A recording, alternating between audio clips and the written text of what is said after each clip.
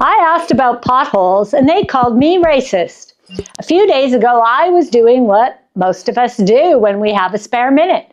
I was scrolling through social media, half paying attention, when a post from our mayor caught my eye. He was celebrating International Day Against Homophobia, Transphobia, and Biphobia.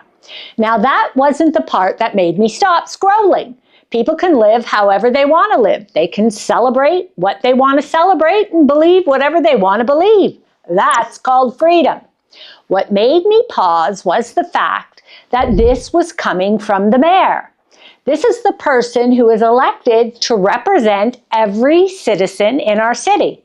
Not one group over another, not one identity over another, but every citizen.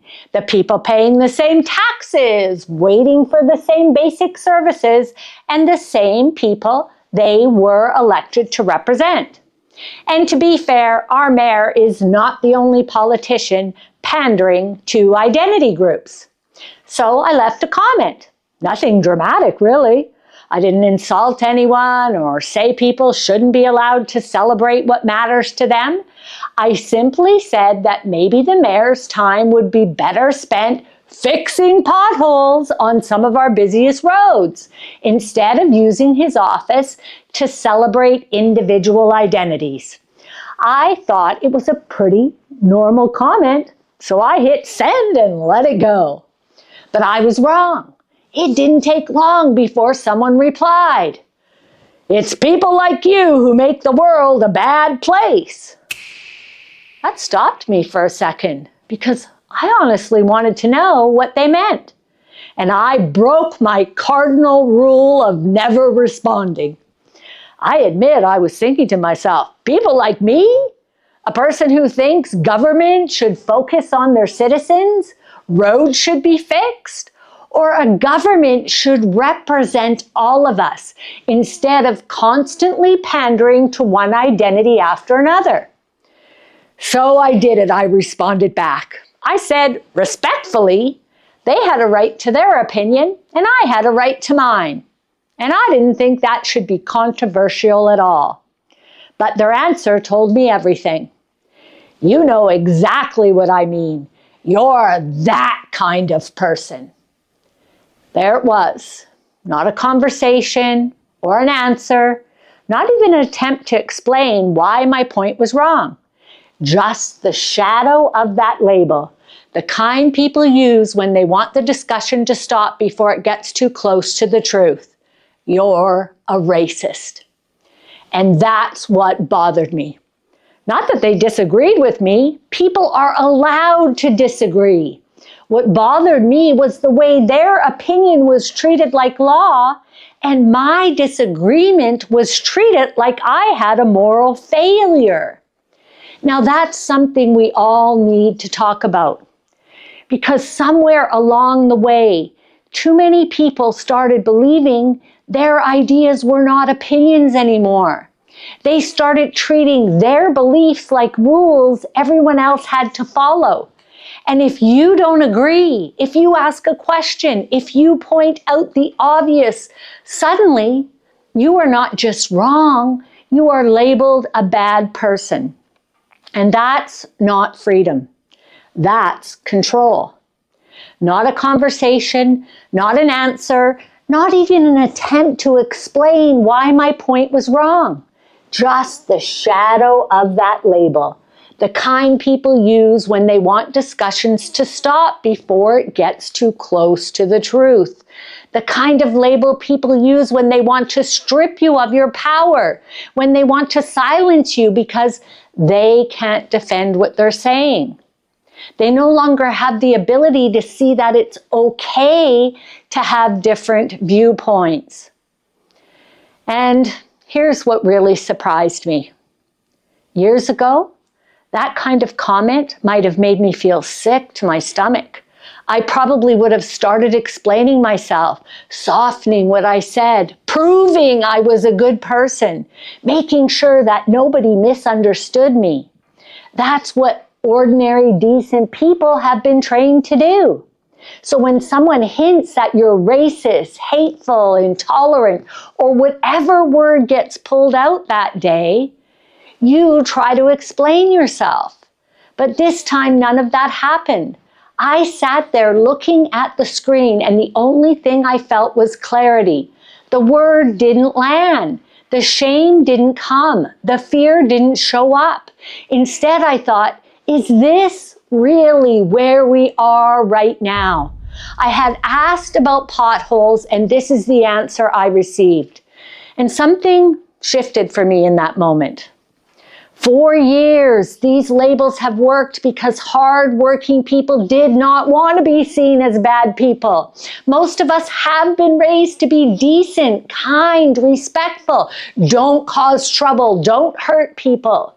So when a word like racist gets thrown towards us, we back away from the conversation, even when the conversation had nothing to do with race.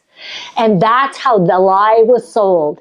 It was sprinkled with a grain of truth. We were taught that racism is wrong, and it is. So when someone said you were a racist, the old training will always kick in, and we will shut up even if we don't agree with what the other person is saying. But now, they have turned our decency and kindness against us, and they use this label as a weapon to silence us. And that's how the lie of the racist label works. Like every good lie, it's always sprinkled with a grain of truth. The lie was that asking questions makes you hateful. Expecting government to serve citizens as a whole makes you that kind of person. Do you see how ridiculous that is? I want you to imagine the power of them using this one label to silence an entire population. That doesn't leave room for conversation. That builds a weapon. I started thinking about how many times this has happened in real life. Someone questions a school policy, and instead of answering, they get labeled. They ask, hey, where did all that money go? And suddenly it's their character that's on trial. They notice that government seems more interested in identity celebrations than basic services, cutting spending, and they are labeled racist. And why does it seem that the only identities that politicians pander to are perceived to be victims? You don't see an entire month celebrating the Canadian taxpayer or our military personnel, do you? But give them credit, because the label has worked to silence the conversation for a long time. People stayed quiet because the cost of speaking out felt too high. Your job could be threatened, a reputation could be damaged, a business could be attacked, a family could be embarrassed, or a person could be made into an example. And that's how fear and control works. It doesn't need to prove anything. It only needs to make good people believe that silence is safer. And honestly, when you can pay your bills, buy that darn ground beef, and fill up your gas tank, get your kids into their activities, it was easier to think, who really cares? I've got a life. I don't need this headache. But now, the cost of letting this go, time after time, is right in the face of every hard-working person. Because I know you see it at the grocery store. You see it on your paycheck. You see it that your taxes keep going up, that your roads keep falling apart, and basic services don't work the way they should. You see it when your kids can't find decent entry-level jobs. And you see it when job postings openly say, only certain identity groups can apply. And let's be honest, if a job posting said only white people could apply, people would lose their minds, and they'd be right to. So ordinary citizens are allowed to ask why racial exclusion suddenly becomes acceptable when the excluded group changes. That's not hate. That's a fair question. And when the answer to a fair question is a label instead of an explanation, people start to realize the label is not protecting fairness. It's protecting a system that doesn't want to be questioned. And if you think this is only happening in politics, take a look at your workplace. Someone questions why performance doesn't seem to matter anymore, and suddenly they're problematic. Someone asks why hiring decisions are based on identity instead of skill, and suddenly they're labeled unsafe. Someone speaks up about a broken process, and suddenly they're no longer a team player. Or they ask why the person doing the work is not the person getting promoted, and suddenly they're bitter, negative, difficult, or not aligned with company culture. Same pattern. They don't answer the question, they label the person asking it. And that is how hard-working people get trained into silence. And silence is very expensive for you. It costs you money. It costs you promotions. It costs you opportunities. It costs you your confidence. It costs you years spent waiting for the reward you have already earned. But there is hope, and surprisingly, it has come from the people who actually weaponized the label racist in the first place because they overplayed the use of the label so much so that it doesn't have the same impact the label used to have. If the question is reasonable and the only answer is you're a racist, the label is not the right answer. It's a shield for politicians who don't want to tell the truth, for institutions that don't want citizens asking about their identity hiring.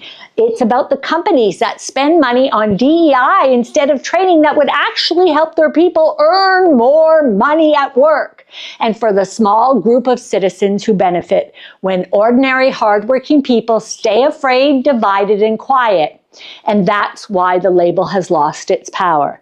Not because people became hateful, but because people finally noticed the truth and they are not participating in the lie anymore.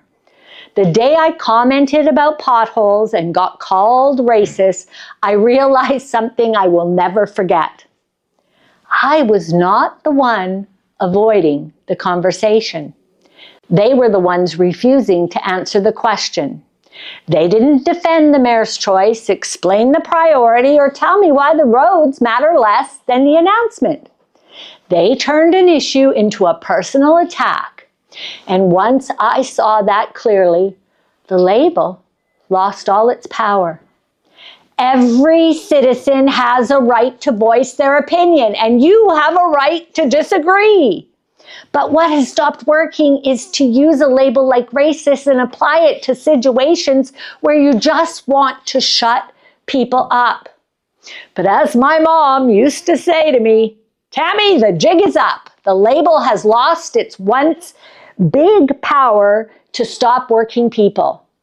Government shouldn't be afraid of citizens asking questions. Politicians shouldn't be protected from ordinary people pointing out obvious failures as they see it. A mayor should be able to explain why identity celebrations deserve public attention while the roads people drive on every day are falling apart. And your fellow citizens don't need to agree with you because everyone has a right to their own opinion or belief. If the answer is strong, give the answer. If the priority makes sense, then explain it. If the spending is justified, show us why.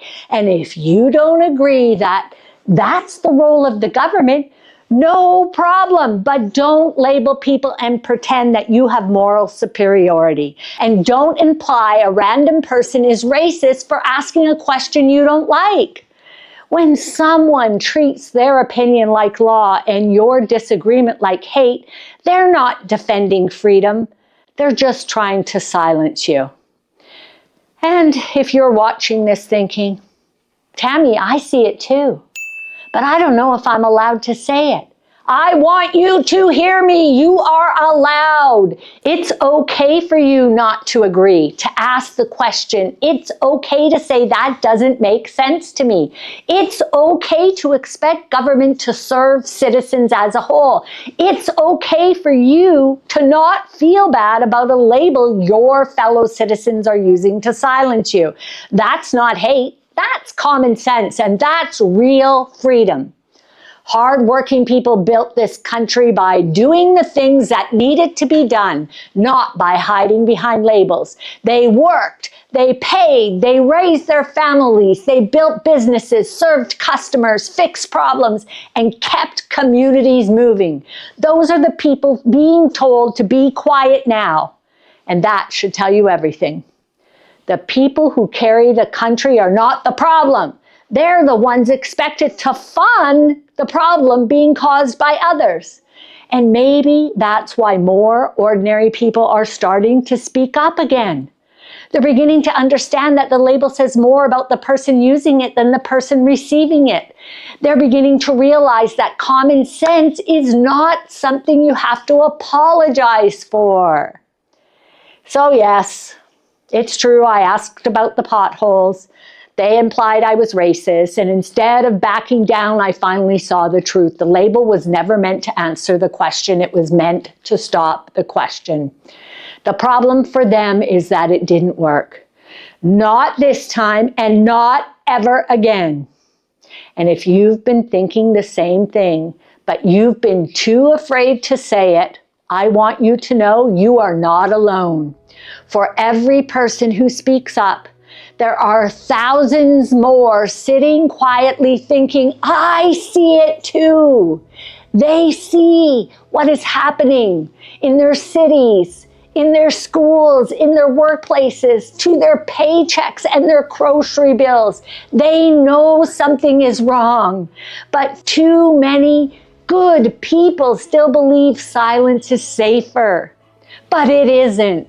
Silence is how we got here. Speaking up is how we start to take our power back. You don't have to agree with every slogan, every clap, for every announcement, or pretend someone else's opinion is law. And you don't have to let a label like racist make you abandon the truth you can see with your very own eyes. That's real freedom. That's the right to think and question and disagree and speak and say out loud when something doesn't make sense to you. Us hard-working people are waking up, remembering who we are, what we built, and how much power we still have when we stop being afraid. Power, my friend, will never be given back. Power is taken back, and silence is no longer an option. It's time to take your power back. And yes, it's time for hard-working people to take the workplace back again, because the workplace is where the battleground starts. It's the place where you can earn your money. And your money, my friend, is your power. So let's go!